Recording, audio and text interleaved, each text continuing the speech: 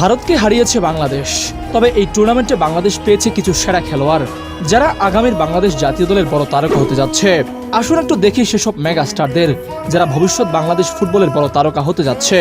মালদ্বীপে অনুষ্ঠিত অনূর্ধ্ব 20 সাফ চ্যাম্পিয়নশিপে ভারতকে হারিয়ে দ্বিতীয়বারের মতো শিরোপা ঘরে তুলল বাংলাদেশ। চিরপ্রতিদ্বন্দ্বী ভারতকে টাইব্রেকারে 4-3 গোলে হারিয়ে অপরাজেয় চ্যাম্পিয়ন দল লাল সবুজরা। পুরো টুর্নামেন্টে একক দাপুটে পারফরমেন্সের ফলে এই শিরোপা ঘরে তুলতে পেরেছে বাংলাদেশ। এই টুর্নামেন্ট জয়ের ফলে বেশ কিছু প্লেয়ারের অবদান দেখে নেওয়া যাক। 1. রোনান সুলেমান। আমেরিকা প্রবাসী বাংলাদেশের আক্রমণের তুরুপের তাস ছিল।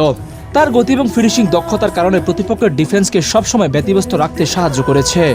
উদ্বোধনী ম্যাচে পাকিস্তানের বিপক্ষে জোড়া গোল, ভারতের বিপক্ষে অ্যাসিস্ট এবং ফাইনালে ট্রাইব্রেকারের ডিসাইডিং শটে গোল করে দলকে চ্যাম্পিয়ন করেছেন।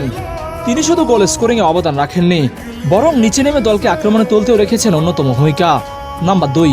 ইসমাইল হোসেন মাহিন, যে ছিলেন বাংলাদেশ দলকে চ্যাম্পিয়ন করার অন্যতম কারিগর। ফাইনালে ট্রাইব্রেকারে দলকে চ্যাম্পিয়ন করাতে তার ছিল অনবদ্য ভূমিকা। গ্রুপ পর্বে ভারতের সাথে ম্যাচ ছাড়াও বাকি সব ম্যাচে তার গোলবার অক্ষুণ্ণ রাখতে পেরেছেন।